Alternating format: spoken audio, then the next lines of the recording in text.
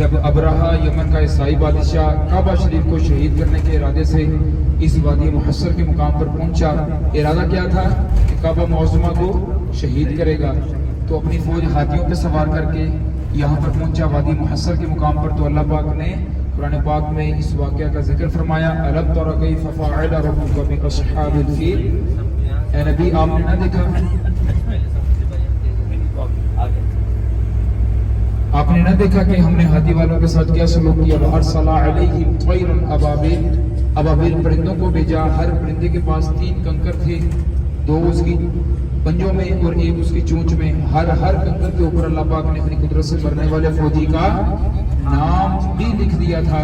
پہلے وہ کنکر اس فوجی کو لگتا، اس کو تباہ و برباد کرتا، پھر اس چھوٹا سا کنکر اس بڑے سے ہاتھی کو لگتا، اس کو تباہ و برباد کرتا۔ اس طرح اللہ پاک نے وادی محصر کے مقام پر ابرہہ کی فوج کو تباہ و برباد نسل و نبود فرمایا۔